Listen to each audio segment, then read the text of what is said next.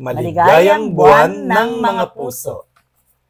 Dahil ngayong ay malapit ng araw ng mga puso, magbibigay kami ng mga tips. Yes, kung tawagin nila tong buwan na to is Feb-ibig month.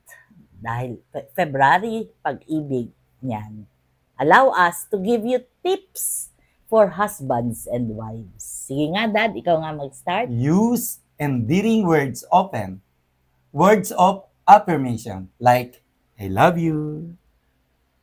Ang ganda-ganda mo. Oo nga. Kanina, kasi di ba galing ako sa planning session, so 3 araw kitang hindi nakita, kaya sabi ko sa iyo, na-miss kita, Dad. Di ba? Oo. Tapos sabi ko sa iyo, ang swerte-swerte ko talaga, miss na miss. Ikaw ang napangasawa ko, no? Oo nga, sumagot ka ba? Yes. Parang ang tagal ng sagot mo eh. Hindi. Sabi ko nga, I love you eh. Oo. Tama. Ano pa? Kapag nangalabit yung asawa mo, si babae o si lalaki, pagbigyan nyo naman. Huwag nang yung mag-aalibay. Sasabihin, pagod. Sakit ang diba? ulo. Oo nga. Kasi pagka hindi nyo pinabigyan, baka maghanap sa iba, no? Yes. Alam niyo ba, maraming benefits yun. Oo nga.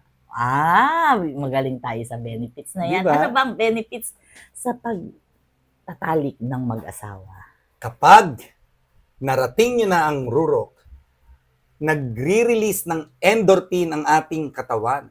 Yes. Yan yung magandang pakiramdam, no? Yes, kasi yan yung parang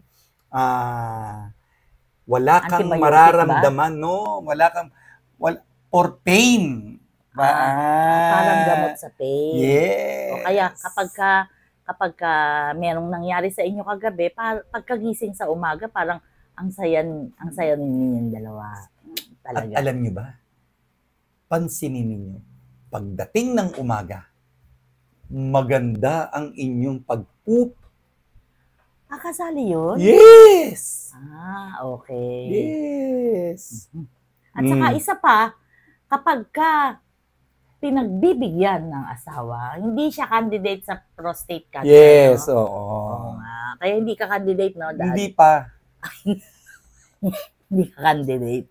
Hindi. Tapos, kapag yung sexual act ginagawa ng mag-asawa. Ng mag-asawa. Oo. Mag-asawa, nagiging banal kayo. Yes.